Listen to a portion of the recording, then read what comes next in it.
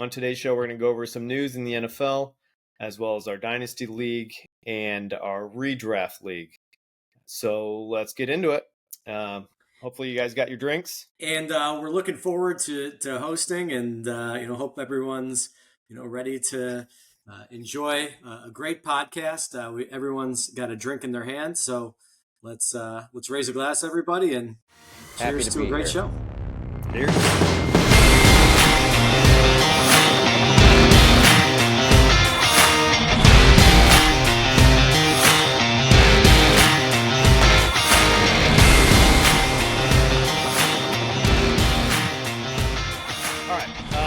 Let's get into the news kind of that's happened over the past week. I've had some, it's been a tough time for quarterbacks this year. We got Heineke and Carr both went out this week. How do you guys feel that's going to affect Atlanta? True statement. And the Raiders? Yeah. And how do you think it's going to affect Kamara? I mean, Kamara is always going to be there for checkdowns, I feel like, no matter who the quarterback is. He's averaging over 7 receptions a game for a running back, which is better than any receiver could ever hope for almost in the NFL. So I think he's a lock for getting receptions and points no matter who the quarterback is in New Orleans. I agree. I mean, I think Winston may take away kind of a couple of those checkdowns, but ultimately I think that Saints offense, they want it to run through Kamara, and they'll do everything that they can to do it through Kamara. And Kyler's back, and so is your boy James Conner. I got a feeling that both of those guys are going to do pretty well, and that Arizona's offense is going to start to heat up a little bit. As a Conner owner, what are your takes on the rest of his season outlook? I mean, I'm definitely excited he's back. I think with Murray back especially, if they can establish a passing game, if they're then Connor's going to be even more valuable than he was before. If they can be a dual threat, he was getting the volume even while Dobbs was playing. But I think if they can establish both sides of the game, he's gonna get a full workload and be even more of a threat. I happen to agree with you on that. Chris, you're back. Welcome back. I don't know what's going on, dude. I think. Jesus. No, not quite. Maybe not. You guys talking about keep doing the Fender Bino show. Let's talk about Josh Dobbs. Yes, he's been another member of my dynasty team. Yeah, and he's what he's done is quite remarkable. I wonder how much of it is just playground football, and when he's asked to kind of do something within the Viking system, if he's going to be able to keep it up. Or if it's kind of like Fitzmagic, it comes in these waves of a few games where it's super hot, and then it starts to cool down a little bit, because he was 1-8 as the Arizona Cardinals quarterback. He was 1-8, but from a fantasy standpoint in Dynasty, he was averaging just under 20 points a game during that 1-8 span. So from a fantasy standpoint, who cares if they're winning?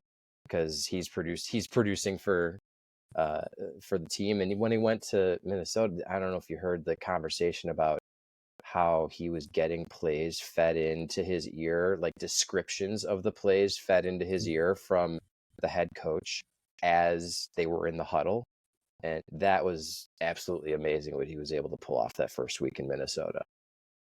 And it's crazy to think about, how some of these quarterbacks, they can be in the system for 2 years and not know, as we talked about with Trubisky, right? The QB 101, QB 201.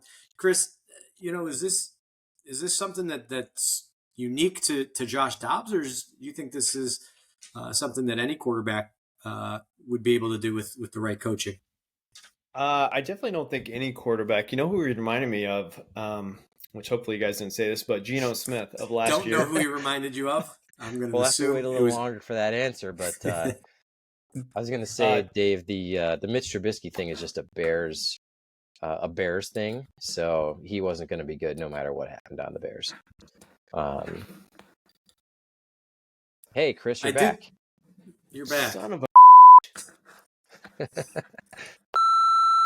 Let's try to get into some of the trades that have happened, I believe, just this year in our Dynasty League. We'll start off with the most recent one, possibly the most controversial one, with Landon and he was Jewish Ditka, if I remember right, where Landon traded Burrow and Kenneth Gainwell for Trevor Lawrence, Khalil Herbert, 2024 first, and actually 2024 first and 2 second rounds.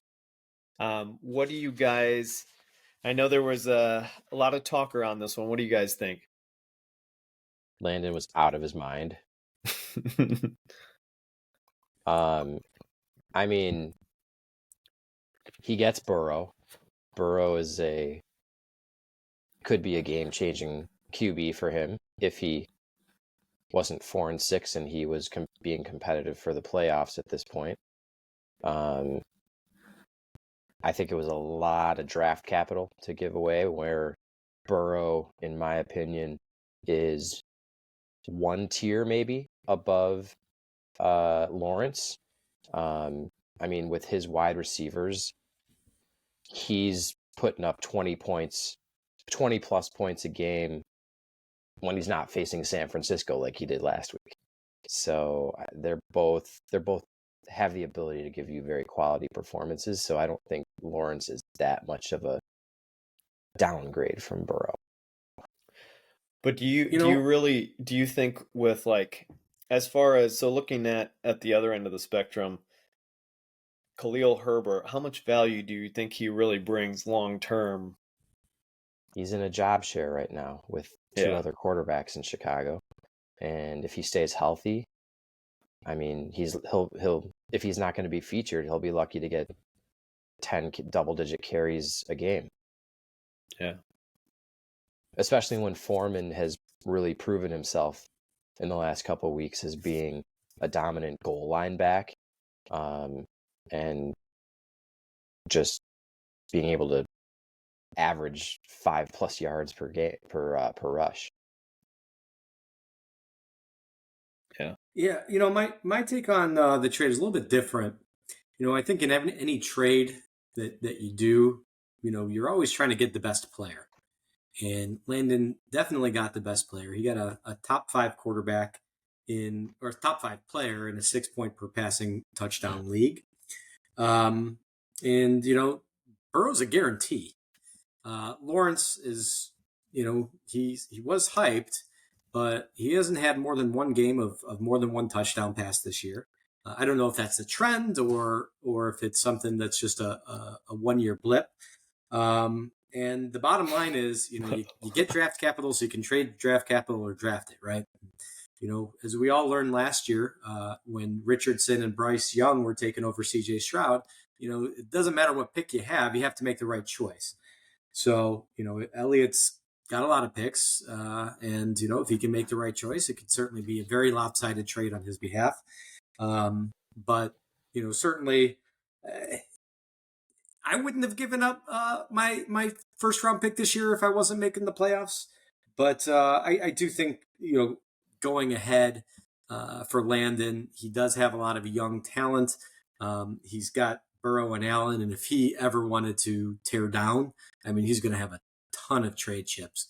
So I think Elliott certainly got a little bit of an edge, but I don't want to diminish anybody for trying to go acquire a top 5 asset. I can agree with that too. I mean, Burrow for the first couple weeks of the season definitely wasn't the top 5 QB, but he certainly has been over the last couple weeks, which, again, if Landon was closer to the playoffs this year, it would help him a lot more. Agreed. Absolutely. So moving Landon. on, and Fender, I'm actually glad you're on here with us for this one. Let's talk about your recent blockbuster trade. I know which one you're talking about. Yeah, I mean, it's just huge players involved in this one. Tyler Huntley, Kyle Trask, Jake Browning. That's Talk right. to me about how this went down. Who initiated this? Um, I don't remember who initiated it. It wasn't me, but I forget who has um So Ditka had at Huntley Tampa. and Yeah, Zell Dick has had Huntley. Browning. So for me, it's an insurance policy for all Mm-hmm. three of us. In Dynasty, there are very few, if any, available quarterbacks to get on waivers. If your Right. quarterback goes down, you're pretty much SOL unless you have a backup option. And Mm-hmm. so the reason for the trade was an insurance policy. I had Kyle Trask because I was hoping that he would win the job at the beginning of the year and I would be able to start him. But that didn't happen, so he was sitting on my bench, and it just made more sense to have Tyler Huntley sitting there if Lamar Jackson were to go down, because Tyler Huntley has already played in plenty of NFL games. He's proven himself as having the ability to help, guide the team and throw some touchdowns occasionally. So I'd rather have him sitting there knowing if Lamar goes down, I have a backup option. Mm-hmm. No, I agree. As funny as it is, when I saw that pop up, I'm like, Chris what agrees. in the hell? Hindsight But it 2020. makes sense Yeah. for what It you was guys are trying to interesting when do. it went down to kind of see it and figure out. Oh, you each had each other's backups. Yep. I remember Yeah. seeing that. I think in my head the best backup was definitely Huntley, but the most independent value would be Trask because Baker's not under contract next year. And but I certainly commend the move for you and I think Zell. I don't know why you would trade for Burrow's backup, Right. because he really has no standalone value. Because Burrow's coming back, but that was a good move. But in Lamar, I mean, for me, knowing Lamar is injury prone, and he has been for the last couple of years. I mean, he's probably missed at least half a dozen games in the last 2 seasons. So it was kind of a comfort trade, knowing that I would have Tyler Huntley if that were to happen again. Sure. That makes sense. And I don't know if you guys have any additional ones that you want to talk about, but one that I was going to bring up. So I have Jalen Hurts. A lot of people are trying to get him, especially now with playoffs coming up. One of the offers I was given was Watson, Gibbs, and a first rounder for Hurts, which I turned down. No. Mm-mm. Mm-mm. No. Hell no. No. I refuse. No. Because Watson, I assumed something like this was going to happen. As far as him going out for the year, I think he's only played in half of the games this year, anyways. Not to mention, he's got his good games, but overall, has he lived up to the hype? Absolutely not. So I turned that one down. I don't know how you guys feel with that. Would you do something similar? Are you The really reason I looking came on the to? podcast. Oh, sorry. The reason I came onto the podcast tonight, Chris, was to find out the actual price for Jalen Hurts. So for all of our listeners out there, what's it going to take to get him from you? You have So enough superstars on your team. No one's going to trade you anybody else. Well, and so that's part of the problem is I know everyone just wants the best players, which is kind of what we all want. I came back with Herbert, Gibbs, and a first rounder, which was declined by Grossman because he wants to keep Herbert, which I understand because he knows the value in Watson is very limited. So I get it. But with Grossman, if he wants to trade for one of the best players, he's got to give up something good. And granted, Gibbs is I think going to be a great dynasty player, obviously a first round, but that's not enough to get Hurts. So Yeah, you have to think about next year too, Chris. yeah, I got a couple first round picks. So here's what I think if would be a fair deal for you, Chris, from Grossman. he's got both those first round picks, one of which is going to be a top 6 pick, right? I mean, I don't really know where Moroz is going to wind up. I don't know that his team's good enough to win the toilet bowl. Called a pick 4 through 6, right? And then he's got his pick, which is going to completely go way up high if you give him Hurts. So it's 10, 11, 12. It gives you Gibbs and maybe another wide receiver, maybe a JSN, something like that. Would something like that move the needle for you? I didn't hear. I don't think I heard the first person you said, but I don't. What did you say? A quarterback Gibbs. in the beginning? Oh, Gibbs. No, Gibbs, I said JSN.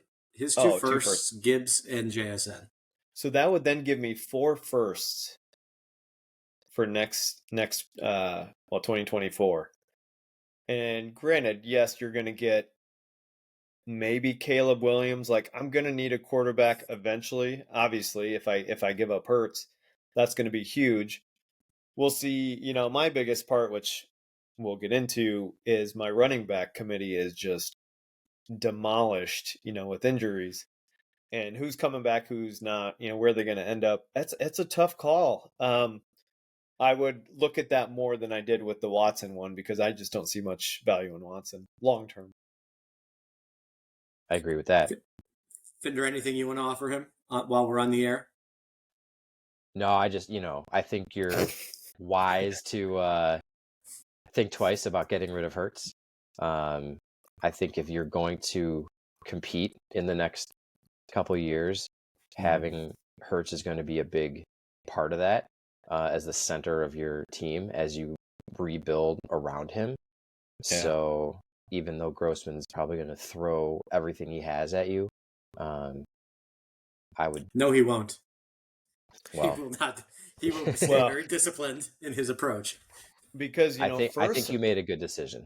Yeah, firsts aren't that appealing to me. Like, yeah, I have a couple first rounders already, but I need actual players, to play on my team to score more than 100 points a week. I think part of it too, me personally, is, and I don't want to say I got burned because I don't think the trade was bad. When I traded McCaffrey for Dobbins and Moore, obviously I got smoked with Dobbins going out immediately, just leaving me, trying to fill that spot. And so it's just trying to fill a lot of spots, unfortunately. So, but what are you going to do? What about you guys? Any other trades you want to talk about? No, I'll be interested to see. My only trade.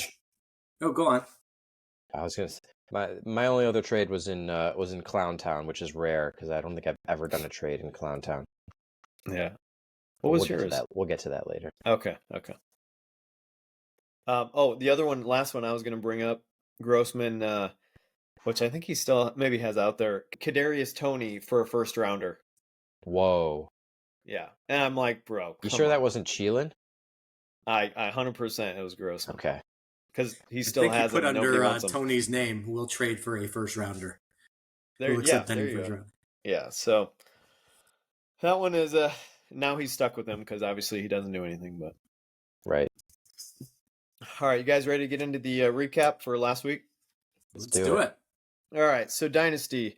So my team, Crispy Taco. Actually, let me. Do you want me to share? Sorry, strike that. Well, let me pull it up. I'm gonna give it a try here. We're gonna give it the old college try. You should really come up with a different name. Do it again. You should come up with a different name for Dynasty than Clowntown, Chris. Dude, everyone changes their name. Which he didn't hear. It's already frozen. Am I frozen? Chris, you should come up with. No, you're good now. Chris, you should come up with a different name for Dynasty than Clowntown. That's probably true. Everyone changes their name every week to something different. Oh, I've been the same all year. I've been the same all year in Dynasty and one change in Clowntown. All right, maybe I'll do that on your request, Fender. Could be good luck. Could be the push that you need. That's true. Although I'm kind of dead in the water. Yeah, Dynasty kind of, yeah. All right, so let's get Crispy Taco, me 2-8, and Big Tasty 3-7. You want to go back? You want to go back a week? Do what? You're am I on? No, he's on the right week. No, I see week 11 actually. There we go. Yeah. Oh my lord. Recap. Yeah, the recap. Not the forward looking. Oh, you guys want to look backward, not forwards? Well, I was going to look backwards. I mean, we could look forward, but then it'd screw up our questions. I prefer not to look backwards, but we'll get to that. Yeah, we all have to admit defeat sometime, I have nothing to add to what you guys just said. Right. Okay, so so Bino, this is kind of, everyone knows this, but is my team the worst team you have ever seen in its current state? In its current state, I mean, no. I mean, Coven's team last year, towards the end, after he completely tore down his team, was really, really bad. You still have assets that could start on a lot of teams, with Jalen Hurts and DJ Moore and Cortland Sutton and Geno Smith. You have. I'm not going to say your team's good by any stretch of the imagination. Well, let me show you. Oh, you can't see my IR people, but yeah. Well, I know who's on your IR. That doesn't count. But in terms of where you are right now, you still have a lot of assets that you can get. Whereas I think Coven towards the end of last year, I don't think that team was close to putting up 100 points. Yeah. Well, thank you. You let me down. Well, actually, you lifted me up from where I was at. So I did my prep work. When your team was averaging 200 points, Dave. It's not. Oh no, we'll get into that. Well, Finders. So on the opposite end, Brandon Cooks finally had, I think, his breakout game. How do you feel about that continuing? Well, when you put up 49 points in a game, somebody other than CeeDee Lamb is going to have to do some receiving. So I think it was a lot of garbage time catches. I don't, yes, it was a breakout game from a fantasy standpoint, but I personally wouldn't put too much value. And although they have another good matchup this week, if they're playing anybody that's going to be remotely close, I don't see him having a game like that again. I mean, he had 9 receptions, and the most he had in a game previously was 4. So he more than doubled his reception total. And again, they scored 49 points. So someone had to get those catches. Well, let me tell you a little bit about Dak Prescott. Speak on it. They're throwing a lot more. I don't think Cooks has a lot of these games left in him, but I think his outlook is definitely pointing upwards for him the rest of the season, at least. It seems like with Pollard kind of stinking up the joint, Dak's going to have to throw a lot more if the Cowboys have a tough schedule coming up too. I think they have Seattle, Philly, Miami, Detroit defense, so they're not going to have a bunch of slouch games. No. While I agree that he's going to have to throw a lot more, I mean, usually like CeeDee Lamb's the only one that's approaching 8 to 9 receptions in a game. So I think while he still has to throw more, Cooks in a good game could probably look for 4 to 6 catches, but instead of 9. So, there's some upside there, but not as much as in this game. Yeah. And I think sadly, both of our teams, me and Tasty, odds are we're not going to make the playoffs. So what are you going to do? There's always next year. It's true. Okay. Let's get into I think one of the better names in our league, Catalina Wine Mixin, Jeff, and Jewish Ditka 2026-27 champs. Bino, CeeDee Lamb, Hawkinson, huge games for Jeff. You think they're enough to, he's at 8-2, keep him where he's at and sneak into the playoffs? I will tell you, I mean, CeeDee Lamb is probably the number 2 wide receiver this year, as we kind of just talked about the Cowboys needing to throw. CeeDee's really been a big part of that and stepping up, and Hawkinson's having a year for the ages. The real question is, can his quarterbacks, hold up their end of the bargain? He's got He's got one of the New Orleans quarterbacks, and that's Carr. really, and that's really it. And it's tough to really compete in this league without one-star quarterback, let alone two-star quarterbacks.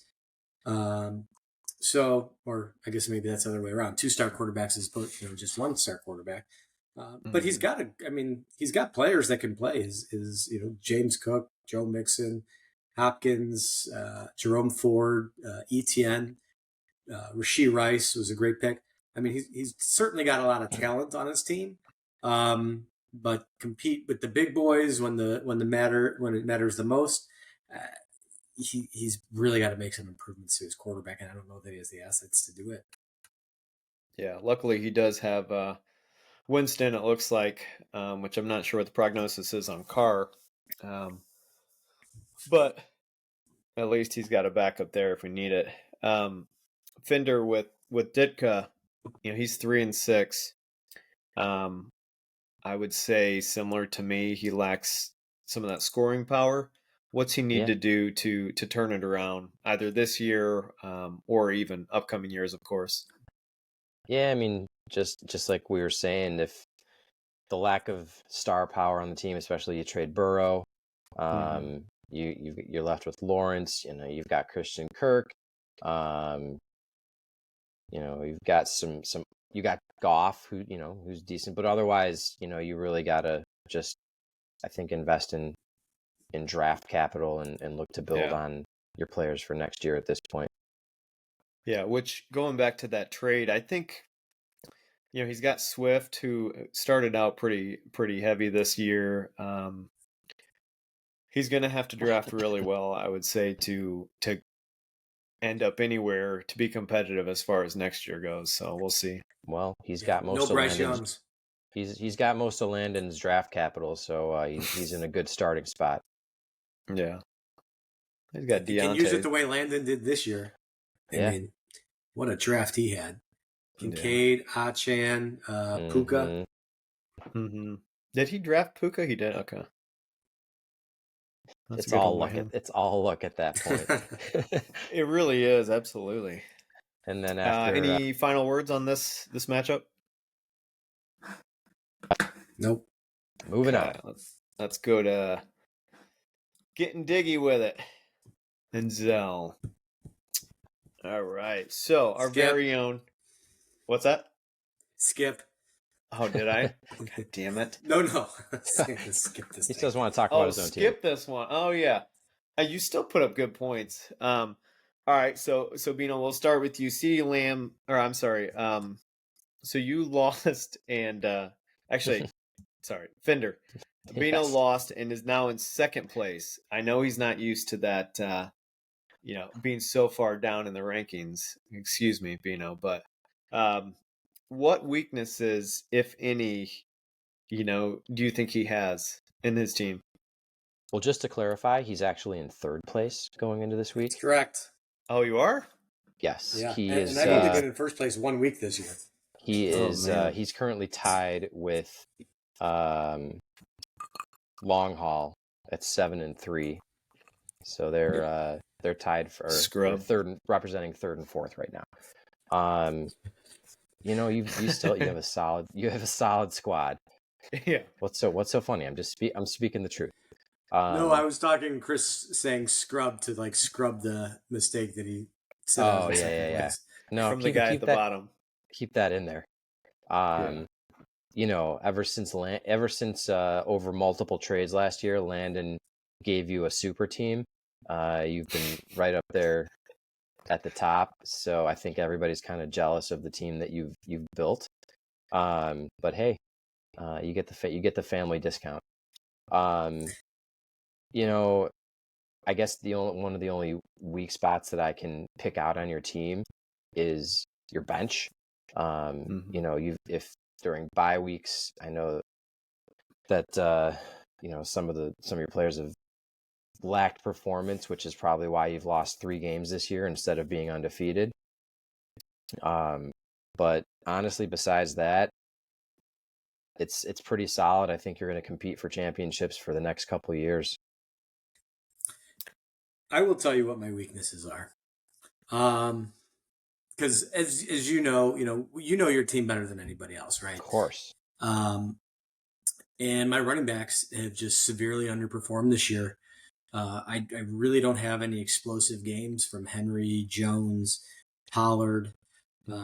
Jonathan Taylor's starting to come into his own, but I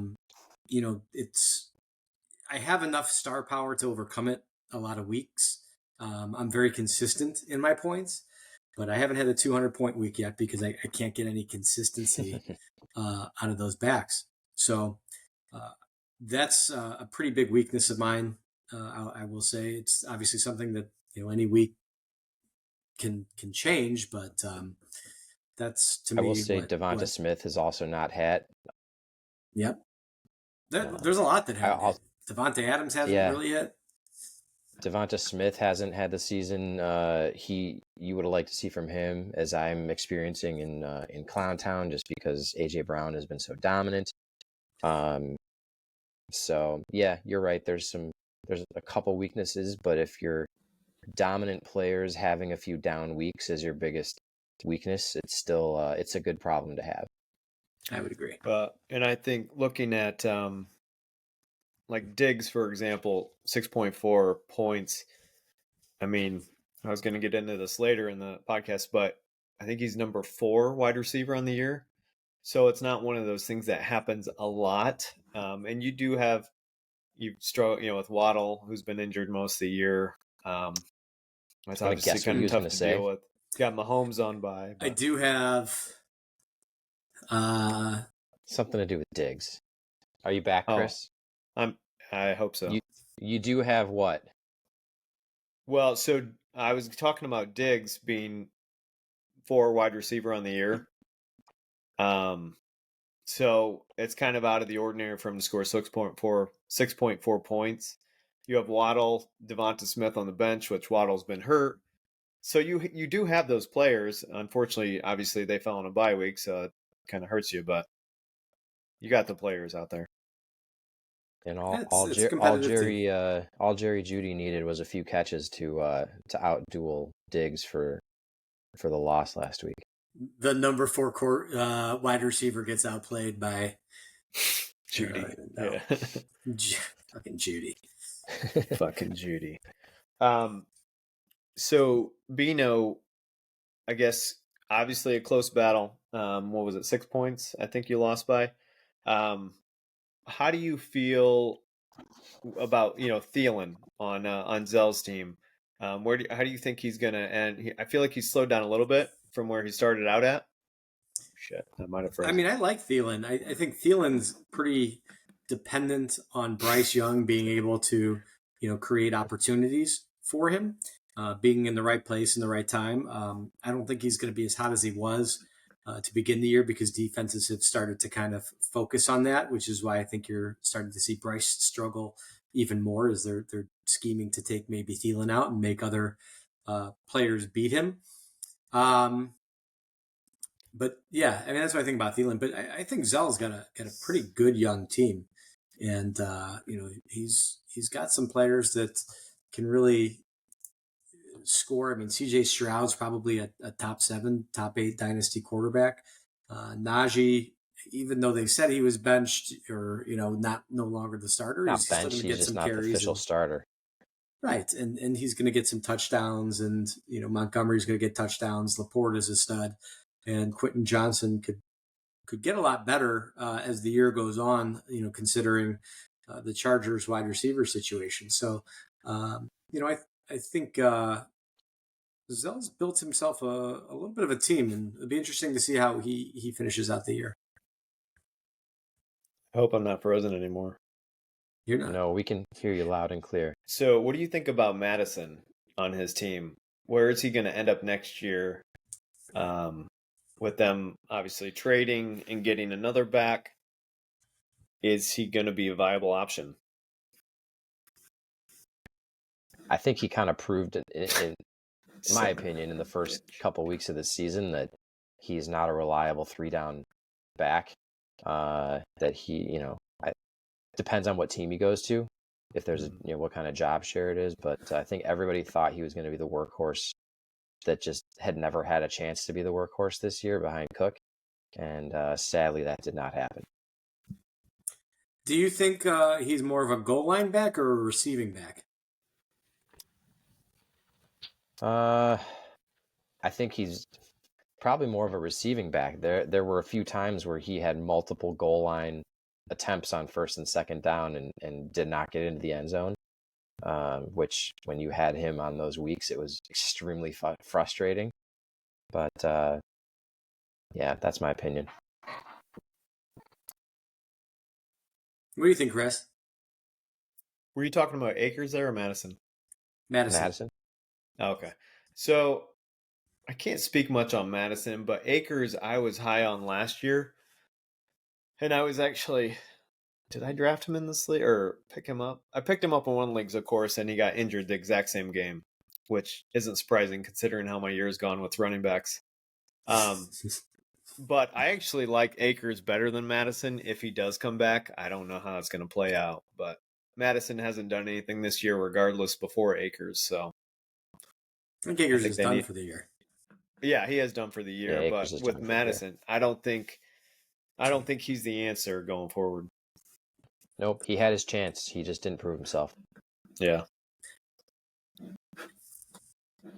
All right, let's get to another of my favorite names. I'm sorry, Smith Jackson. That's a good one. Bino, Grossman, strong players in a lot of positions. He had a good draft, I feel, this year. Well, so of his starters, which as I read this question, it doesn't make sense now. Kamara, Watson, or Allen? Obviously, it's going to be Watson. But. Well, yeah, Watson, certainly. Yeah. He doesn't have a lot of injury-prone guys, so I don't know that anyone's really going to fall off. I kind of see his team peaking towards the end. The problem that he has is he's got this just gigantic weakness at tight end that he refused to address by trading for Travis Kelce in the offseason. And, I think his team is good. He's got a lot of young players that are going to increase their value. We'll see. I mean, if Winston, as we kind of mentioned, is the quarterback, is Kamara going to continue to be able to get all of the lovely checkdowns that Derek Carr provided him? So I would probably say the answer to your question would maybe be Alvin Kamara, and with Taysom Hill kind of taking over more of the goal line, playbook. It certainly has a negative impact on Kamara's touchdown scoring. So I guess that would be my answer to your question. What do you think happened with Jamal Williams as far as their goal line? Why hasn't he gotten the usage? The Jamal? Well, I mean, to me, it's just Taysom Hill is just the man. He creates a lot of confusion amongst the defenses, whereas they think with Jamal Williams, you basically know he's going to run the ball. So he was so dominant last year, though. How do you not draft him, but trade for him and then just not utilize him for what he was so solid for last year? That's what surprised me, because I drafted him. I think he was in this league, but he's been total letdown. I mean, when you go to a team that has an upcoming star in the other Williams, I mean, you ride the hot hand.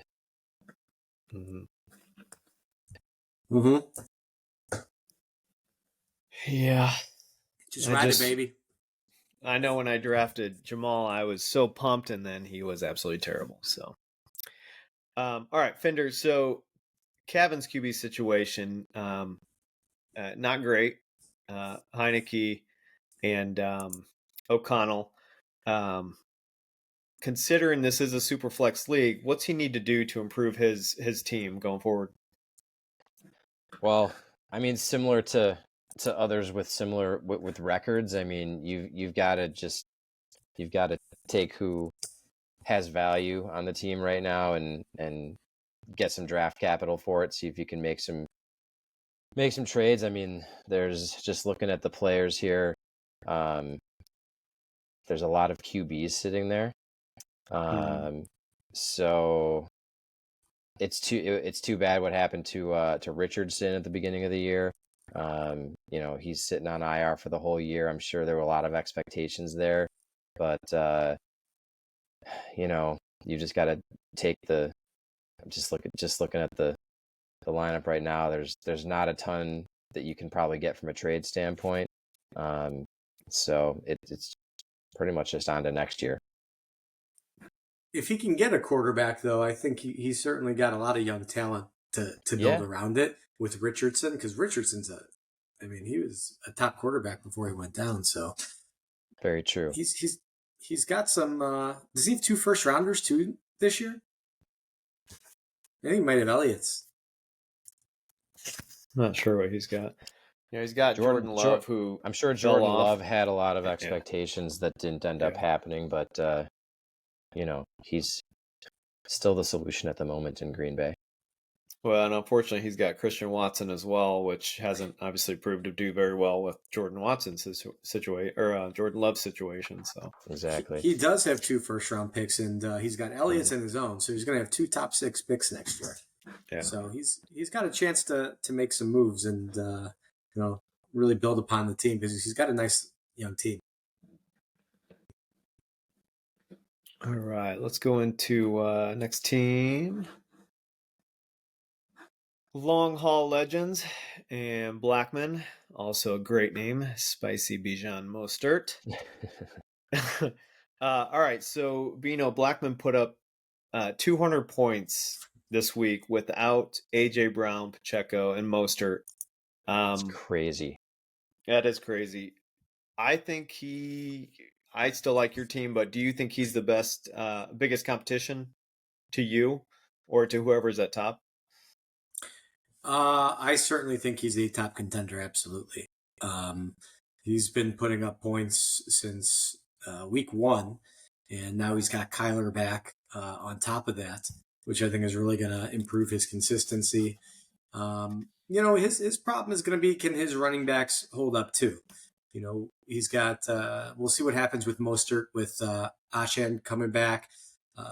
Kenneth Walker, they keep increasing Charbonnet's usage. So, he's certainly got a couple issues, but he's also kind of peaking, some right players. Trey McBride is going to be a great pick down the stretch. Brandon Ayuk is having a career year, and obviously A.J. Brown. He's got a great team, and he's leading the league in points, and there's no reason to think that he's not going to be able to push. I mean, any week he can certainly beat me, that's for sure. Or anybody. Tight end is a hard position to score points in the league, and to have McBride come up like he has this year has, I think, been a big help for scoring as many points as he's scoring right now. So he's got a great chance at winning everything. Yeah, and I think Kyler Murray came back at the right time for him as well. Obviously, he's done well all year without him. Yeah, but just adding him in there as his second quarterback is going to be huge. I mean, if he was getting targets with Dobbs, now with Murray, he's going to be getting even more, hopefully. All right. Yep. Fender with Long Haul, you look at his team. He's got 6 quarterbacks on his roster. I mean, do you think that's smart, considering, if you look at them, 4 of them, which are on the screen now, 3 of them are backups, essentially. Right. I mean, I'm not exactly sure what his strategy is there. I mean, Mariota is 30 years old. Not, yeah, he's got a great team if Hurts happens to go down, but I'm not sure what value. I mean, in Dynasty, yeah, you always want quarterbacks in case yours go down, but you also have to think about bye weeks and injuries to your position players and having as many positions available as possible. And I mean, there's been a couple weeks this year that I've barely been able to field a full squad in Dynasty with position players with bye weeks. So I think 6 might be a bit too many. I understand the reasoning behind a couple of them, like, Murray could go down again, and he could have Tune can come in, but otherwise, I think he needs to invest in some waiver wire position players. Yeah, and I think I don't want to say he got lucky. I don't know how much he bet on him, but he got DeVito for New York, who just happened to fit perfectly because Fields didn't come back. Tua was out on bye, Right. So unfortunately, I mean, he's already got Fields in his starter slot for this week, but based on the reports from the press conference today, it does not look like Fields is even 100% for this week yet. So he might have to go back to the backup, DeVito or one of the other backups. So it's not a good position to be in from a quarterback standpoint. Yeah. All right, and on to the last one. We have overpaid for Burrow. Who's that? I wonder who that is. Good buddy Landon. And then Super Lamario, our very own Matthew Fender. Fender, so Landon kept, and I'm sure I'm going to pronounce his name wrong, Rico, is it Dottle, on the bench. How do you feel that, or I guess, is there an RB, a running back committee there within Dallas that'll play out? I personally don't think so at this point. I mean, the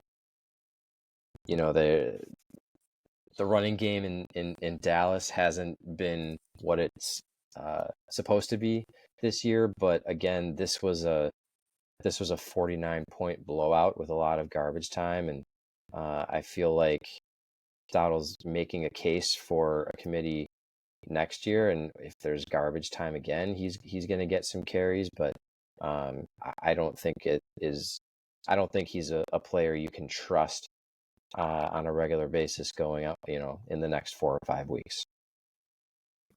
All right. I agree. I mean, I think, like I said, Pollard's not been impressive this year, but I still think he's the guy in Dallas, and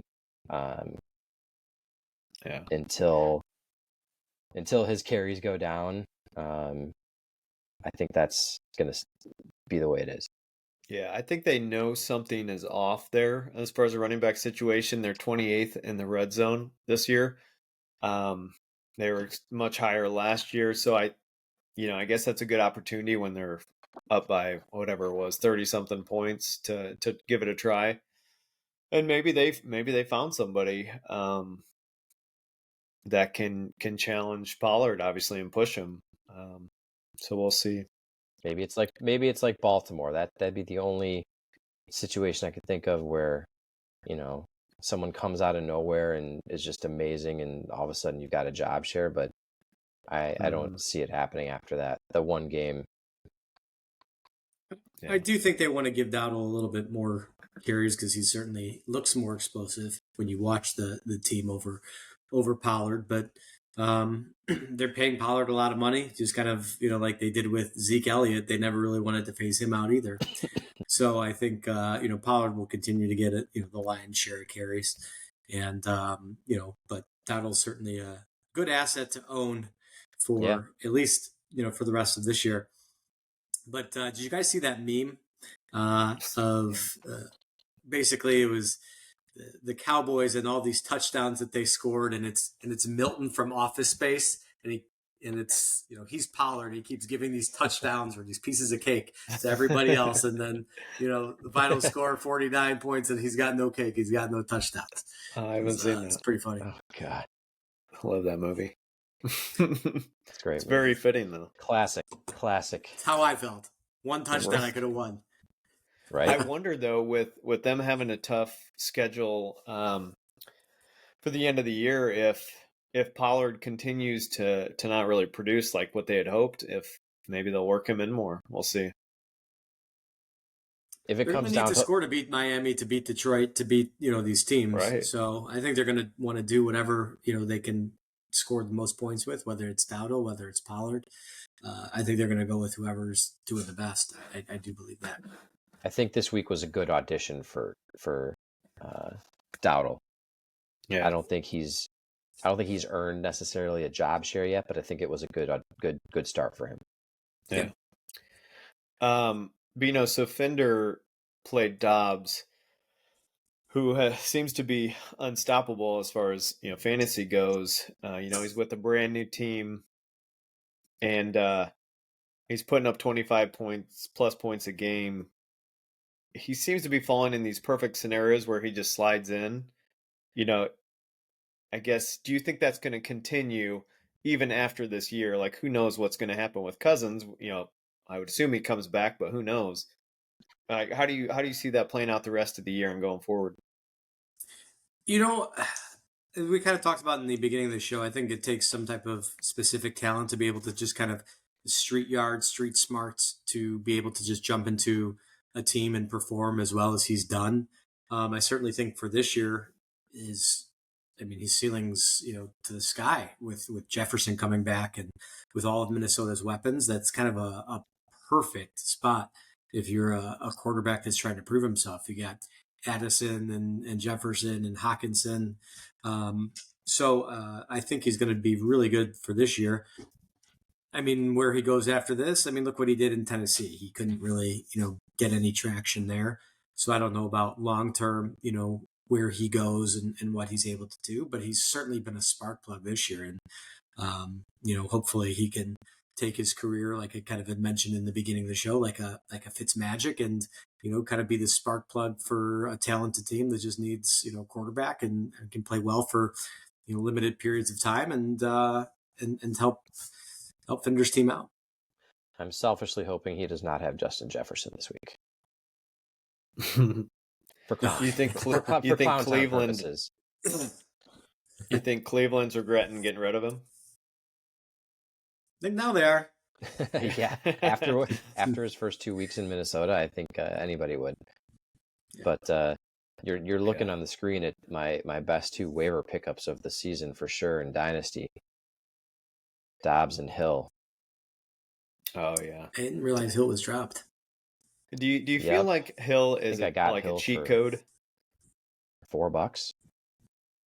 Do you feel like it's cheating to put Hill in there because he can throw? Honestly, the main reason I picked up Hill, not even knowing what was going to happen with Dobbs.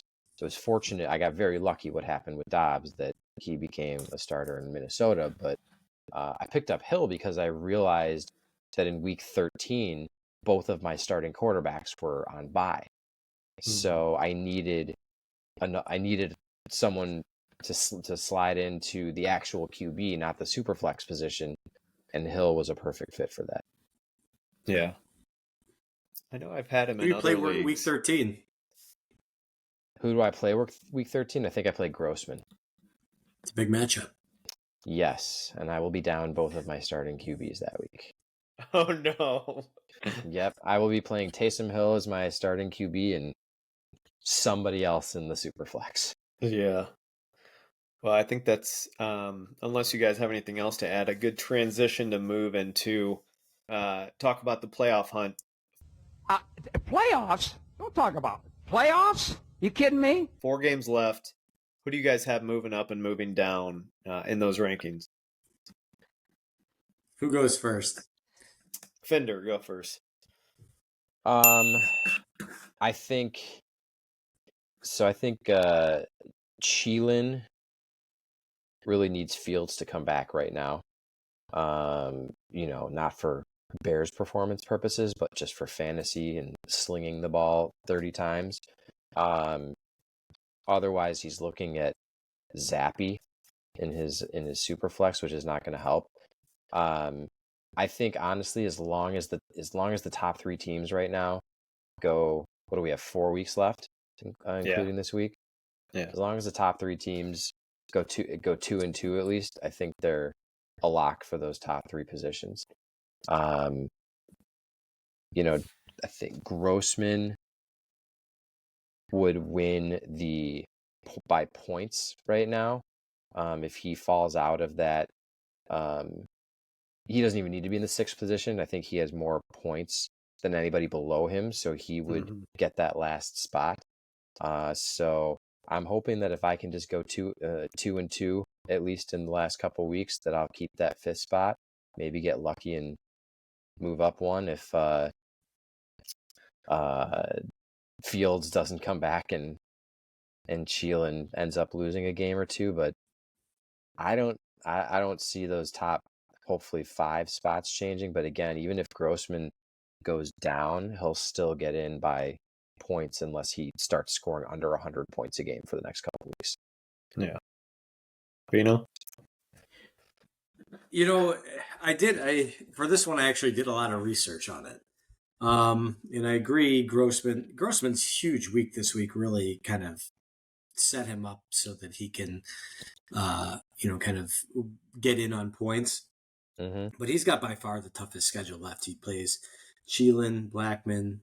I was going to say Finder, but now we know that he plays Finder week 13 and without 2 quarterbacks, so he should be able to beat Finder. He plays Chris. We should probably go 2-2. That puts him at 7-7, but there's no guarantee that he loses to Thielen or Blackman. But or me, or you, for that matter. Any given Sunday, right? Yeah. Any given Sunday, anyone can win. But I really think it's between Finder and Zell to see, who can win. And Zell has to not only beat Finder, but beat him by more than, he needs to beat him by 2 games in order to pass him. I don't know that Zell has it in him, but Finder's next 4 games are Moreau, Chris, Grossman, Blackman. And as we kind of know here, Moreau's pretty weak. Chris, your team isn't the strongest. Huge. Grossman doesn't have a quarterback, 2 quarterbacks. And Finder doesn't have 2 quarterbacks. So Finder might actually lose that one game. And Blackman, he plays Blackman. Blackman's probably favored. So call it 2-2. So can Zell run the table at 4-0 here? He's got Elliott. It's probably better than. He's got Geoff, who is probably just as good at, let's call a spade here. He's got Moreau and Landon.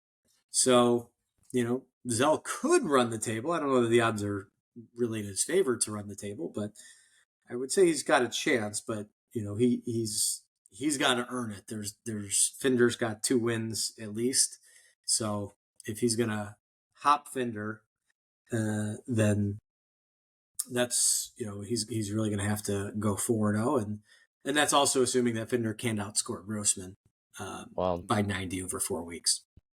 Outside of week 13 with no quarterbacks, hopefully my team is at full health right now with Cup, Connor, everybody back where they were at the beginning of the season. So keep my fingers crossed there.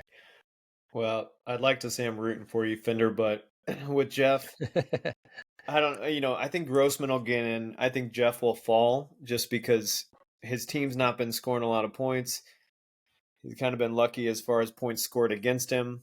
I think he will fall, but I think considering he's at 8-2, he's going to sneak in with his record, and Grossman will get in based off points.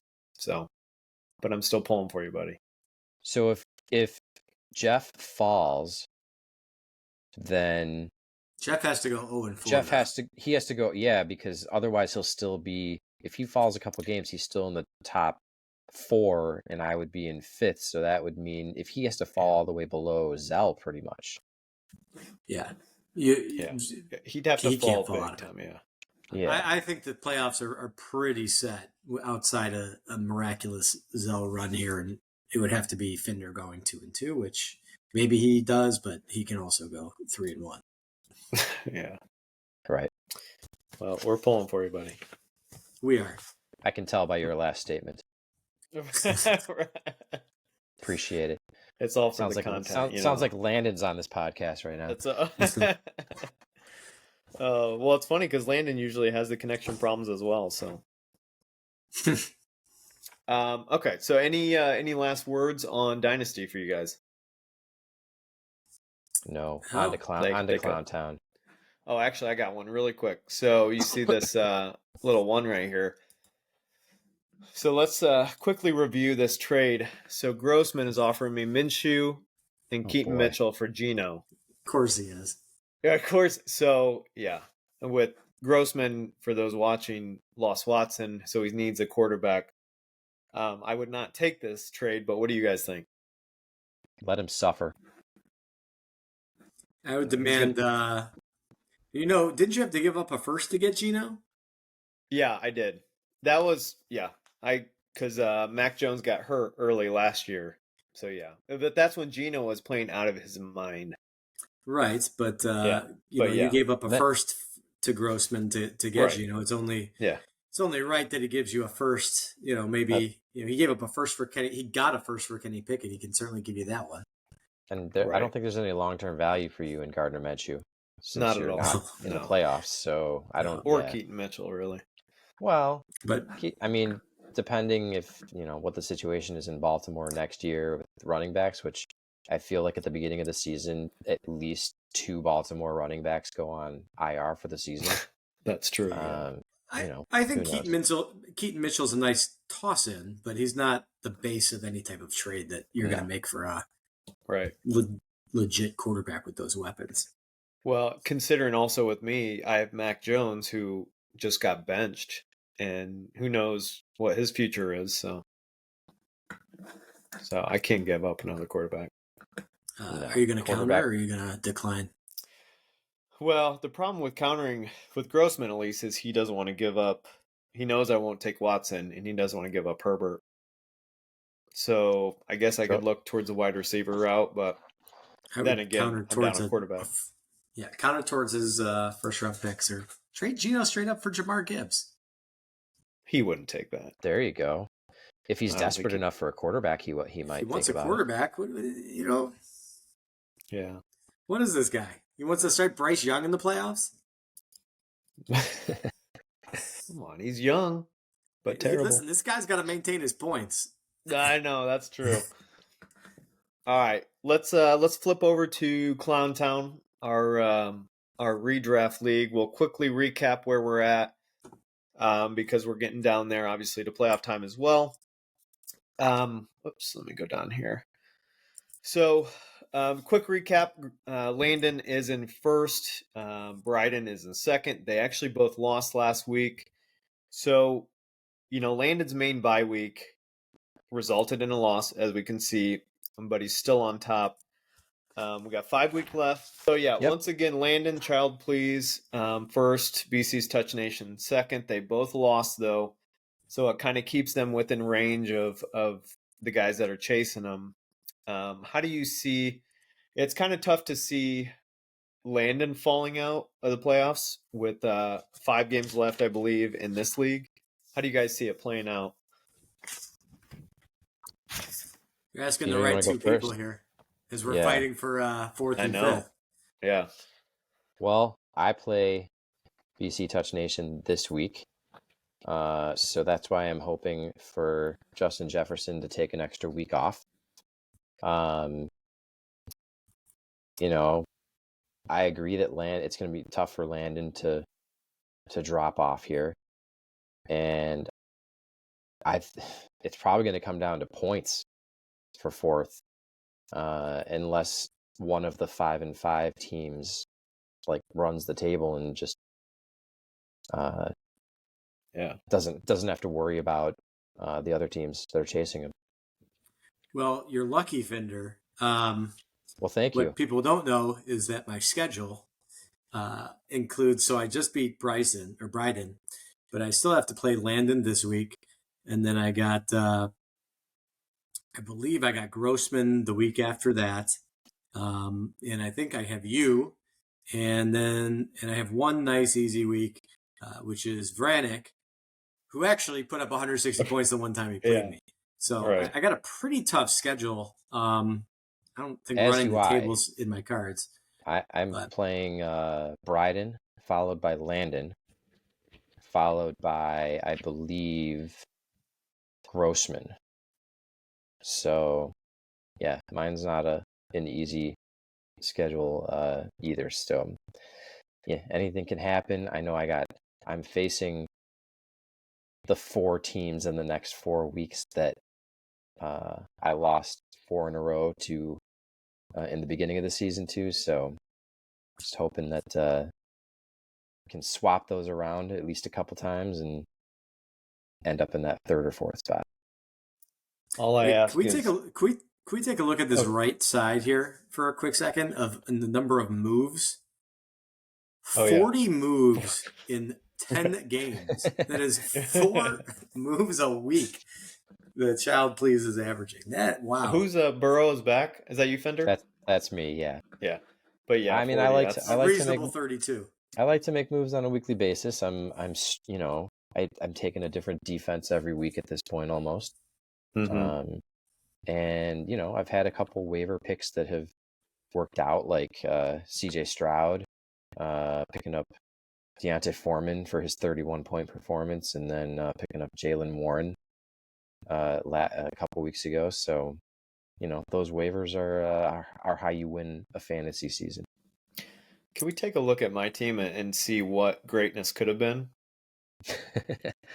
I honestly, I thought for sure this was my year, but they just did not play out. Lamar Jackson, obviously he has just not played that well and scoring that many points, even though they tend to win. He's getting sniped. Yeah. Josh Jacobs has not nearly what he was last year. Very true. And Connor's you had a few been injuries, hurt. didn't you? Connor's been hurt. The problem is your backs are on the worst teams, and you kind of want to have backs that are on winning teams that can where they actually lean on at the end. But Kyron Williams was killing it when he was on. I just picked up Singletary. Gino hasn't been what he was earlier last year, so it's just been a freaking struggle. Well, don't poo-poo yourself. You're literally a game out of first place, out of third place. So it's actually funny if you go back. I think it was the second game of the year. Where's he at? Amari Cooper. They cheated him out of a touchdown. They called him. He stepped out of bounds when he didn't, and it would have been a touchdown. So I would have been a game ahead of where I'm at currently. So I'm calling bullshit. A what if game. Come on, I'm calling bullshit. That's calling bullshit. You know what? Everybody's lost a game by a point or a couple points, and that's just it sucks when it remember happens. Dynasty that ball that hit Tyler Boyd's hands for a touchdown and he dropped? That's me winning. That's me 8-2. Was that the last game? Was that what you're talking about? Yep. Yeah. But everybody's got their close wins or loss stories in fantasy. Any closing notes? It's interesting though. Oh yeah. Go ahead. I was just going to say it's interesting kind of looking at the standings and kind of seeing and what I wanted to tell you, Fender, which you probably don't know, is that week that I bid $94 on Ford. Yeah. My backup was Stroud. For like 25 or $28. If I hadn't gotten Ford. If the 94 that I bid on him didn't work out. If some bastard bid $95. I'd have Stroud. So. That's interesting to know. I'm glad I was able to get him for $7 in the following weeks. Yep. Same week. Oh, he's been quite effective. Yep. Any closing notes on Clowntown, fellas? No, it's may the best 4 teams go to the playoffs. It's going to be exciting. I think this is the one league that it's pretty high right now. That's the best teams are really congested. So it'll be interesting to see how it plays out. As Bryden's second hater over Geoff, I'll just say maybe he'll lose 4 in a row and be out of the playoffs. I would like that, considering how much shit he was talking about the beginning of the year. Yeah, you're welcome, and Bryden. He didn't even draft his own team. If you're watching. Yeah. Bryden's schedule is probably okay. So to close it out, Vranic, Geoff, Chris, the next 3 weeks after this. Oh, that would be nice. As long as I didn't Justin tell you guys Jefferson about doesn't this. play this week. So I got a game to close this out. You guys want to play it? Sure. I hope so. You better. I know we're running long. So 3 names per position. You need to name who's first, second, and third in points. So quarterback. Let's start out. So these 3 names, you need to put them in order: Burrow, Love, and Watson. So who scored the first most points, second most, third most? The obvious you answer first on this, or you want me to? I'll go first. The obvious answer is Burrow, but he sucked the first 3 weeks. I'll still go Burrow, Watson, Love. I'm gonna go Burrow, Love, Watson, only because Watson missed a couple games. It's actually Love, Watson, Burrow. Interesting. I know. Oh, and like, wait, and Landon's still traded for Burrow, and he's scoring less points than Love. He was bad early on. All right, we'll move on to running backs. Let's see here. All right, let's go with All right, 3 running backs. On to the next position. Son of a bitch. Am I back? Gotta do a lot of editing here, Chris. I know. I think I'm back. All right, running backs. Rachaad White, Bijan, and Mixon. You take this one first, Bino. All right, I think White is 1. I still think, is this full PPR or half PPR? It's from Clowntown, so I think that's full. We're in a half PPR. Oh, is it half? Okay. Oh, no, Clowntown's half. Okay. Yeah, then I'm gonna go Mixon 2, Bijan 3. I'm gonna go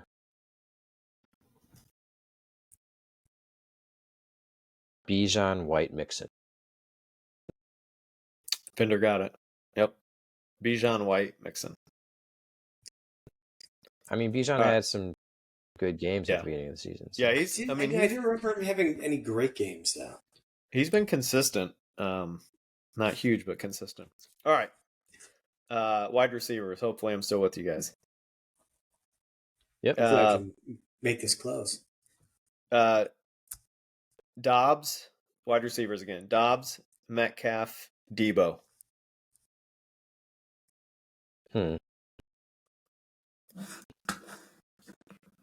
I'll go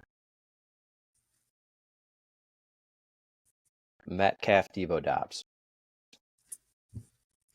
I'm gonna go Dobbs, Debo, Metcalf. Close. Dobbs, Metcalf, Debo. I'm gonna give myself that tiebreaker since I got the number 1. All right. Yeah, and you do whatever makes you feel better. Well, and we have a bonus. Don't ask me how many points the bonus is worth, but this one is 4. This one's 4. We're 2. Okay, look, and now this mixes them in. Laporta, Barkley, Taysom Hill, and Kmet. And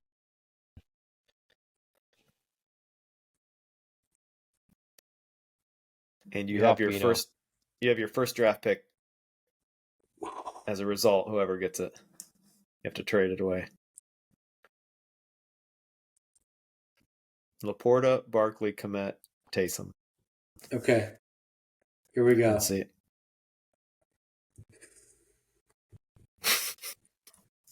I wish I could count how many touchdowns Laporta had. Right. Because I want to go with him 1. But I'm going to go Laporta 1, Hill 2, Kmet 3, Barkley 4. I'm going to go Laporta 1, Hill 2, Kmet 3, Barkley 4. That's the same. Was that the same? Well played. I can't beat you if you do it the same way. You're cheating. I'll go. I'll switch them around. I'll go. I'll put switch Barkley 3rd and Kmet and Met 4th.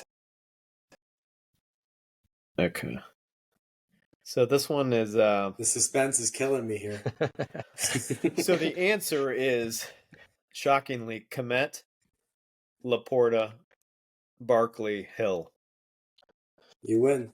Interesting. I was very surprised by that one as well, considering Barkley, well, he's at the bottom but had been out, but I couldn't believe Kmet was at the top.